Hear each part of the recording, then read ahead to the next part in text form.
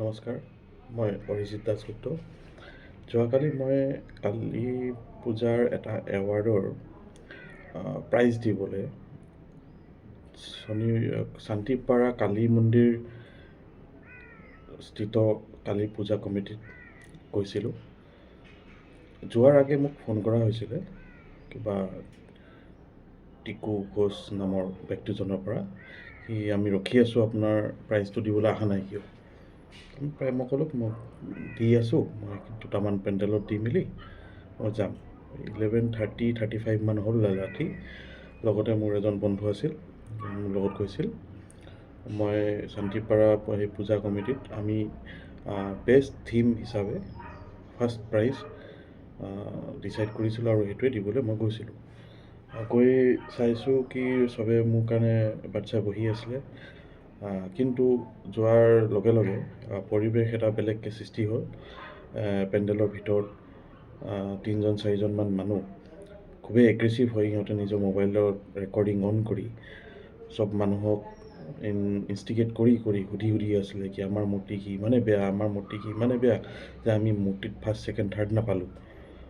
মোক কৈছে কি তুমি কিয় আমাক মূৰ্তিক ফাৰ্ষ্ট, ছেকেণ্ড, থাৰ্ড নিদিলা? মই ক'লোঁ দাদা আপোনালোকক আমি থিমত দিছোঁ, আপোনালোকৰ থিমটো ইমান ধুনীয়া হৈছে আৰু থিমটো আমি চবতকৈ প্ৰথম আমি এনাউন্স কৰিলোঁ আৰু সেইটো আমি এইবছৰ অভাৰঅল বুলিয়ে কি দিছোঁ কি তাত থিম, পেণ্ডেল, মূৰ্তি চব বস্তু ইয়াত সোমাই আছে।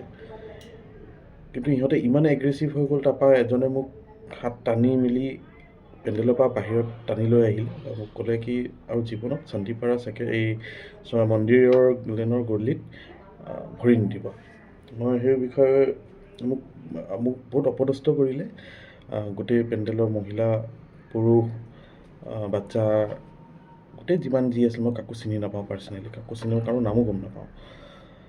মোক এনেকৈ ঠেলি মেলি টানি লৈ আহিছে, বেয়াকৈ কথা কৈছে কি নেক্সট টাইম আহিলে ইয়াত মোক ক্লাছ ক'ত পাব বিচাৰি নাপাব। পিছফালৰ পৰা ল'ৰা কেইটামানে কৈছে কি ইয়াক এতিয়া মাৰি কিনে গাড়ী থৈ দিওঁ। এনেকৈ মই যেতিয়া মোৰ নিজৰ প্ৰাণ ৰক্ষাৰ বাবে মই অলপ খৰকৈ গৈ আছোঁ, তেতিয়াই বেক চাইডৰ পৰা মোক ফ্ৰণ্টৰ পৰা কোনো নাই মাৰা। ইয়াত মই চশমা পিন্ধি আছিলোঁ, এনেকৈ কোনোবাই মাৰিলে, মোৰ চশমা লাগিলে ইয়াত।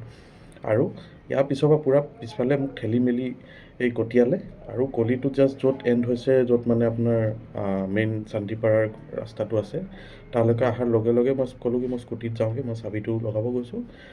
মানুহ দুজনে পূৰা আৰু চব ড্ৰিংকছ কৰা আছিলে, কোনো মানে নৰ্মেল অৱস্থাত আছিলে বুলি মই নাজানো। আৰু সিহঁতে বহুত বেয়াকৈ মোক কথা পাতি আছিলে, ভাবুকি দিছে, মোক প্ৰাণৰ ভাবুকি দিছে আৰু আহি মেলি মোক স্কুটাৰত মই বহিবলৈ চেষ্টা কৰাত মোক বাধা প্ৰদান কৰিলে আৰু মোক ঠেলি মেলি তলত বহাই কিনে মাৰা আৰম্ভ কৰিলে। মই পিঠিত বহুত দুখ পালোঁ। তাৰপিছত মোক লোকেল মানুহবোৰে আহিলে, ক'লে কি কৰিব লাগে কি নাই। মই ক'লোঁ কি মই আইনী প্ৰক্ৰিয়াৰে যি কৰিব লাগে কৰিম। আৰু সেয়ে মই তাত আমাৰ সদৰ থানাত ক'লোঁ, মোক আপোনাৰ মেডিকেল কৰিব ক'লে। মই কনষ্টেবল দি কিনে মই মেডিকেলো কৰালোঁ, ECG নহয়, CT scan, brain CT scan, back CT scan আৰু আল্ট্ৰাচাউণ্ড কৰাইছোঁ। আৰু মোৰ বেক চাইডে পেইন আছে, ইয়াত অলপ দুখ পাইছোঁ। সেয়ে আৰু মই বিচাৰোঁ কি আইনে মোক ন্যায় দিব।